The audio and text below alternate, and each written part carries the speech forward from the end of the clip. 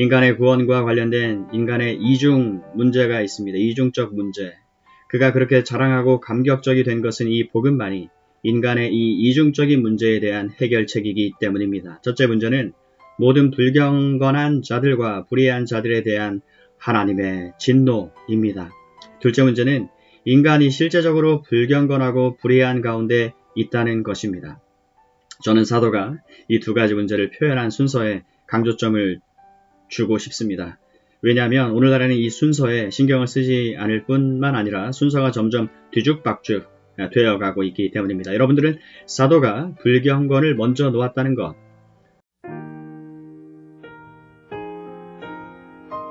들리는 바에 의하면 큰 문제는 불의의 문제 하나뿐이라 말하기 때문입니다. unrighteousness, 인간, 특히 사회 속의 인간 문제라는 것입니다. 또 오늘날 커다란 요구는 사람과 사람 사이의 화해 문제이다. 이것은 교회가 담당해야 한다. 세계는 인종 문제, 이념 문제, 정치적 문제로 갈기갈기 찢어졌고 나누어졌다. 즉 세계는 여러 장막, 즉 철의 장막, 죽의 장막, 또 다른 장막들로 나누어졌으니 크게 요구되는 것은 인간 사이의 화해라는 것입니다. 그런데 이것이 교회가 담당해야 할 커다란 임무라는 것입니다. 교회는 그들이 그것을 시작하고 끝맺는 곳이라는 것입니다. 어떤 이는 인간의 위대한 요구는 은혜스러운 이웃을 발견하는 것이다. 이것은 우리 앞에 놓인 일이라고 요약하며 말했습니다. 끝으로 이에 덧붙여서 우리가 필요로 하는 것은 우리의 질병과 약점을 치료하는 것이라고 말합니다. 그들은 죄를 치료받을 필요 있는 질병과 전염병으로 여기고 있습니다. 그런데 그들은 여러분들도 똑똑히 보시는 것처럼 어떤 시대든지 그런 것은 인간의 문제, 인간과 인간 관계 속에 존재한다고 주장하는 것입니다. 사도가 첫째로 지적한 불경건, 즉 하나님에 대한 사람의 관계라는 것은 언급되지 않습니다. 하나님에 대한 사람의 관계, 불경건. 이 점은 현대적 입장의 본질입니다. 저는 1, 2년 전에 이것에 관한 주목할 만한 신뢰를 접하였습니다. 스코틀랜드 글라스고시에서 한 종교회의가 열렸습니다. 예상한 대로 그들은 어떤 특별한 이유를 내세워 개회식에 시장이 참석할 것을 요구하기 위해 시장을 방문하였습니다. 여러분들은 언제든지 고위층들이 예수를 믿든 안 믿든 간에 참석하도록 해야 되지 않습니까? 그런 관례대로 글라스고 시장은 회의에서 연설을 해달라는 요청을 받았습니다. 그럼으로써 그는 판에 박힌 연설을 하게 되었습니다. 여러분 모두는 참으로 학식 있는 신학자들입니다. 그러나 저는 그렇지 않습니다. 저는 그저 평범한 사람에 불과합니다. 저는 행정 임무에 종사하는 사람이며 당신들의 신학을 전혀 이해 못합니다. 저는 정말 여러분의 신학에 흥미가 없습니다. 제가 알고 싶어하는 바는 어떻게 하면 내 이웃을 사랑할 수 있을까입니다. 이 점이 바로 제가 여러분들로부터 알고 싶어하는 점입니다. 우리는 여러분들의 위대한 신학에 관심이 없습니다. 일반인들은 어떻게 하면 나의 이웃을 사랑할 수 있을까를 알고 싶어하는 것입니다. 이로써 그는 주님께서 친히 가르치시고 사도 바울이 이곳에서 나타내고 있는 구절에 대한 모든 교리를 모르고 있다는 것을 드러내고 있습니다. 인간의 첫 번째 필요는 하나님을 알며 발견하는 것입니다. 이것은 루터가 은혜로운 하나님이라고 표현하였던 것과 같습니다. 이 점은 인간의 제1차적인 요구입니다. 불경건은 불의보다는 우선합니다. 왜냐하면 불의는 불경건의 결과에 불과합니다. 이걸 깨닫지 못하는 것이 현대세계의 모든 비극입니다. 세계는 병의 증상들만을 약으로 치료하고 있습니다. 병의 원인을 잊어가고 있습니다. 고통 자체의 근본적인 뿌리를 치료하고 있는 게 아니라 특별히 나타나는 증상들만을 취급하고 있습니다. 때문에 세계는 그 많은 시간과 정력을 허비하고 있는 것입니다. 세상은 정치적, 사회적, 교육적 활동들을 비롯해서 모든 영역에서 실제적이고 본질적인 문제를 회피하고 있습니다. 우리 주님께는 제일 가는 계명이 무엇이냐는 서기관의 물음에 첫째는 네 마음을 다하고 목숨을 다하고 뜻을 다하고 힘을 다하여 주 너의 하나님을 사랑하라 하신 것이라 답하셨던 것입니다. 둘째로는 네 이웃을 네 몸과 같이 사랑하라 하셨습니다. 마가복음 12장 28절 이하 31절. 참으로 하나님을 첫째로 사랑하기 전에는 어느 누구도 그의 이웃을 자기 몸처럼 사랑하지 못합니다. 하나님을 제일 사랑하지 않는 사람은 자기 자신에 관한 참 문제를 알지 못합니다. 그러므로 모든 이유로 해서 불경건의 사실에 대한 세상의 지독한 무관심은 하나의 철저하고도 굉장한 어리석음을 초래하는 것입니다. 우리들은 바울이 출발한 지점에서 출발해야 합니다. 바울이 출발한 지점에서 출발해야 합니다. 제일로 큰 문제는 무엇입니까? 하나님의 진노의 문제입니다. 이 점이 출발점입니다. 이 점은 너무 자주 진술한다 해서 지나칠 것이 없습니다. 복음 전도자는 결코 주 예수 그리스도를 먼저 말하지 않고 하나님부터 말하기 시작하는 것입니다. 다시요. 복음 전도자는 결코 주 예수 그리스도를 먼저 말하지 않고 하나님부터 말하기 시작하는 것입니다. 복음 전도는 하나님과 하나님의 진노를 떠나서는 아무런 의미가 없습니다. 그 외에 어떤 다른 곳에서는 어떤 의미나 뜻이 없는 것입니다. 우리는 사람들을 예수에게 오라고 초대할 때 예수를 하나의 친구로서나 육신을 치료하는 자로나 한 조각의 평안을 주는 자로 소개해서는 안 됩니다. 안 됩니다. 그분은 구세주이십니다. Lord and Savior. 그는 잃어버린 자를 찾아 구원하러 오셨습니다. 그러면 왜 우리는 구원을 필요로 합니까? 그것은 하나님의 진노가 모든 사람의 불경건과 불의에 대하여 임하기 때문입니다. 바울은 우리에게 이미 그것이 나타난 바 되었다고 말해주고 있습니다. 사도 바울이 믿으며 이제 전파할 특권을 가진 이 복음을 기뻐하는 것은 그것의 확실한 사실에 비추임을 받았기 때문입니다. 이것은 현대의 정신 구조입니다. 현대인은 하나님의 진노에 대한 모든 견해를 역겨울 정도로 혐오합니다. 현대인은 규율과 율법을 싫어하는데 이유는 세상이 이 모양이기 때문입니다. 다시 말하면 이것은 현대인의 비극입니다. 현대인의 기본 원리들로부터 유리되었습니다. 현대인은 그럼으로써 혼란을 겪고 있습니다. 그리고 이것을 바로 잡아줄 수 있는 하나의 사실을 거역합니다. 현대인은 또 공의와 의의 사상 그리고 심판받는다는 사상을 거부합니다. 그래서 현대인은 자기 가정과 학교와 대학과 거리 그리고 자신이 속한 다른 사회 영역이 율법에 어긋나 있다고 하는 것을 들으면 의아하게 생각합니다. 그것은 전적으로 현대인이 율법에서 모든 시선을 돌렸습니다. 그것을 혐오한다는 사실에 기인합니다. 하지만 우리의 임무는 이 점을 설파하는 것입니다. 그것은 우리들 메시지 중에 하나의 핵심적 부분입니다. 물론 하나님의 진노라고 해서 그것이 변덕스럽거나 걷잡을 수 없는 감정을 뜻한다든지 제멋대로 성을 낸다든지 또는 자제력을 상실하는 어떤 것을 뜻하지는 않습니다. 그것이 의미하는 것은 죄와 악에 대한 하나님의 철저한 혐오를 말하는 것입니다. 이 점은 성경 어느 곳에서나 보여집니다. 십계명에서 이 점을 떼어낸다면 그건 무엇이 되겠습니까? 십계명은 하나님의 거룩한 성품을 나타내는 하나의 계시입니다. 하나님은 그의 백성들에게 너희는 거룩하라. 왜냐하면 내가 거룩하기 때문이다. 거룩해야 할 이유는 죄가 우리를 해한다든지 죄 그 자체가 나빠서가 아니고 죄가 하나님을 거스르는 것입니다. 하나님께 대한 반역입니다. 그리고 하나님께서는 죄를 미워하실 수밖에 없기 때문입니다. 만일 하나님께서 죄를 미워하지 않으신다면 하나님이 아니실 것입니다. 하박국이 말한 대로 하나님께서는 정결하심으로 죄를 참아보지 못하시는 분입니다. 하나님은 빛이십니다. 그분 안에 어두움이 조금도 없습니다. 하나님은 거룩하십니다. 이와 같은 모든 것들은 하나님의 속성입니다. 진실로 교회가 때로는 복음적인 교회까지도 교회가 이 점을 잊어버려 사는 길을 벗어나 방황하지 않았습니까? 그것은 비극적인 상황입니다. 그들은 하나님을 잊어버렸습니다. 그들은 예수에게 기도하며 예수로 시작하여 예수로 끝납니다. 그들은 결코 하나님 아버지, 즉 우리와 관련된 거룩한 하나님이요 완전한 의와 절대적인 거룩함 가운데 계시는 하나님, 당신 자신과 당신의 거룩한 성품을 이스라엘 자손들에게 나타내셨던 하나님, 그 하나님 아버지를 언급하지 않습니다.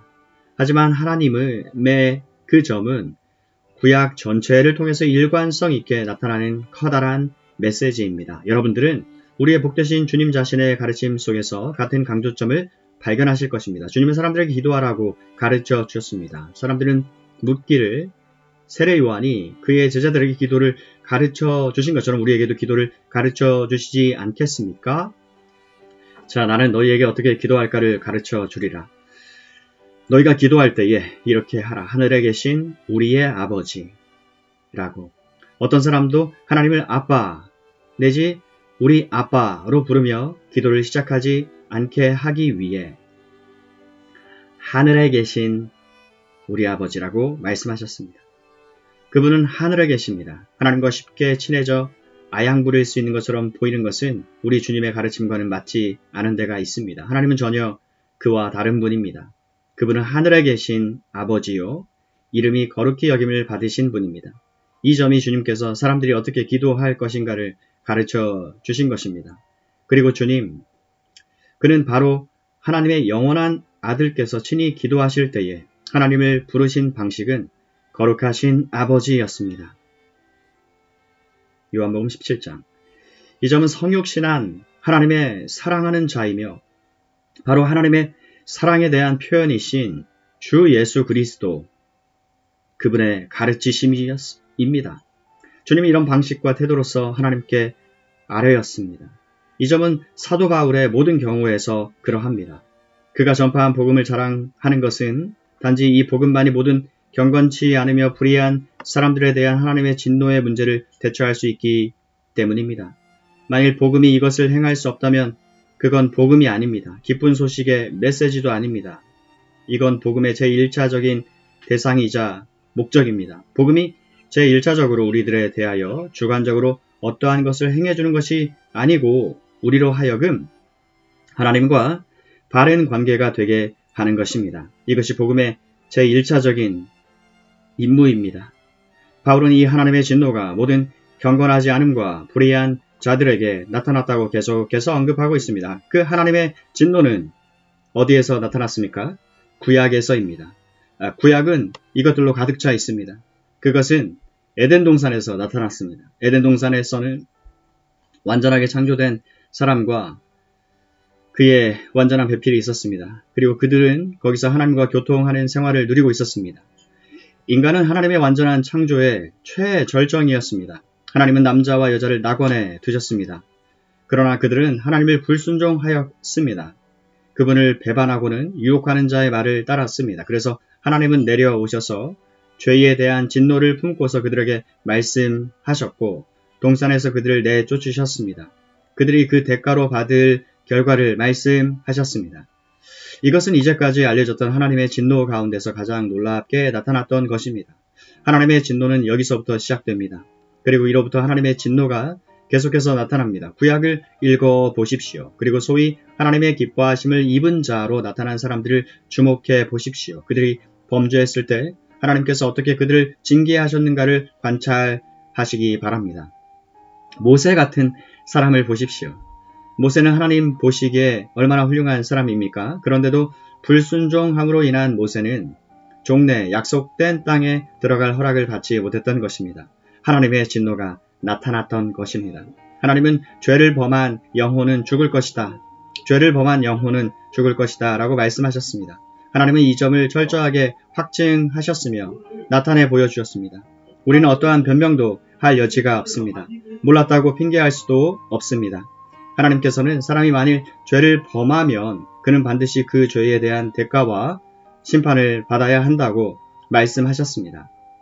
우리는 이 점을 분명히 알고 있어야 합니다. 그리고 특히 현재 C.H. 다드 교수와 같은 학자가 자신의 로마서 주석에서 이 점을 전적으로 부정하고 있기 때문에 더욱 그러합니다. 다드 교수는 죄에 대한 하나님의 진노를 믿지 않습니다. 그는 가르쳐 이르기를 이것의 참된 의미는 죄는 항상 그 자체로 심판을 받는다는 것입니다.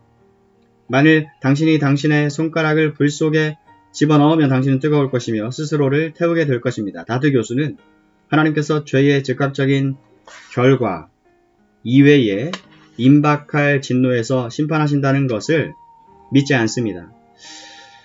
그러나 하나님께서는 결단코 심판하십니다. 어떤 경우에서는 이미 진노를 심판하셨다고 말씀하십니다. 그것이 하나님의 진노입니다. 이것은 명백하게 드러난 것입니다.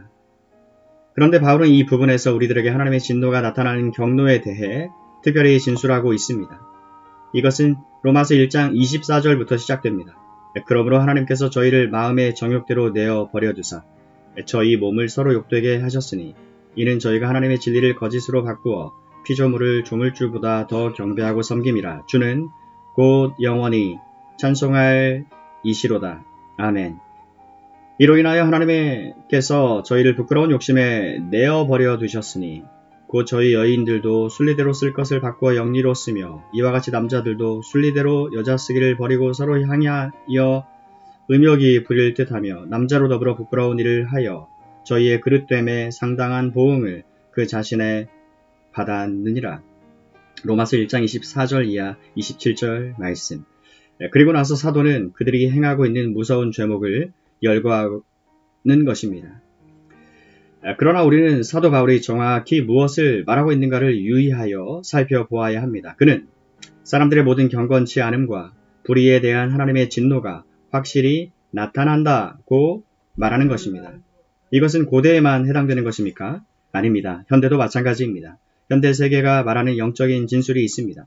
여러분은 그것을 이해하고 있습니까? 사람들은 흔히 그리스도인들인 우리에게 묻습니다. 당신네들은 20세기에 두 차례에 가공할 세계대전을 어떻게 설명할 겁니까? 오늘날 부도덕과 악덕이 얼마나 만연하고 있습니까? 또 성적 타락과 끔찍한 일들은 얼마나 많이 자행되고 있습니까? 20세기와 오늘날 생활에 대해 설명한다면 이것은 상실한 심령대로 인간을 버려두는 하나님의 진노의 또 다른 양태에 불과한 것입니다. 이것이 하나님께서 역사하시는 방법입니다. 바울은 이것이 역사 가운데서 일어나고 있으며 사도 이전에도 일어났다고 말하고 있습니다. 그가 말한 참된 역사관을 여러분들이 아는 대로 한번 열거해 보십시오. 백성들이 하나님의 음성을 듣기 싫어하고 그의 율법을 거역하며 하나님 없이도 생활을 영위할 수 있다고 장담할 때 하나님께서는 그들에게 처음 나타나십니다.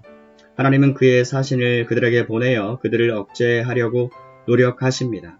그러나 만일 그들이 여전히 그들의 악한 길을 고수하며 반역을 계속하면 사도가 말한 대로 하나님께서 그들을 멋대로 내버려 두어 자기들 스스로 무엇을 행하도록 간섭하지 않으실 때가 오는 것입니다. 하나님께서는 사실상 너희가 나 없이도 살 수 있다 생각하며 장담한다면 그래 보아라.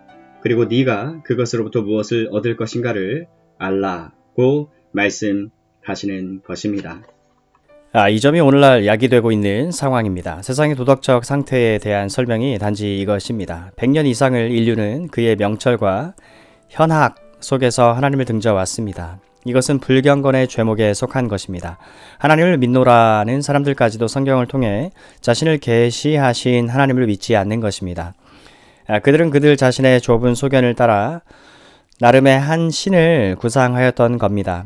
제1차적으로 그들은 불경건에 대한 죄를 짓고 있으며 따라서 불의는 자동적으로 뒤따라오는 것입니다.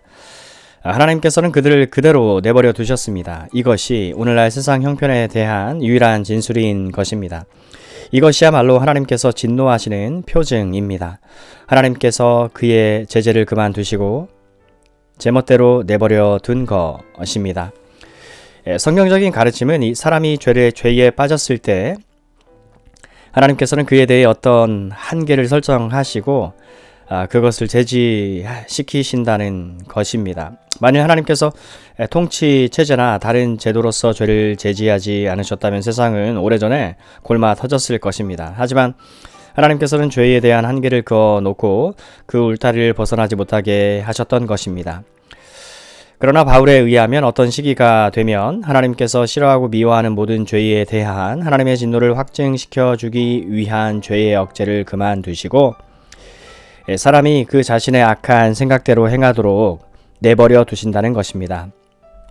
그런 다음 하나님 없는 인간의 종말을 보게 되는 겁니다. 이것은 믿음으로 의롭다 하는 교리를 소개하는 바울의 방법입니다. 하나님께서는 사람을 이 부패한 심령대로 놔두시는데 그것은 벽에다 머리를 부딪히게 해서 자신의 어리석음을 깨닫게 하고 그렇게 함으로써 겸손해지도록 하기 위함입니다. 이 점이 사도가 크게 주장하는 점입니다. 이것은 우리로 하여금 인간의 상태가 어떠하다는 것을 생각할 수 있도록 하는 겁니다. 제가 이미 강조했지만 다시 한번 강조할 것은 불경건과 불의의 순서, 즉 불경건이 불의보다 앞선다는 것입니다. 이 점을 망각하지 맙시다.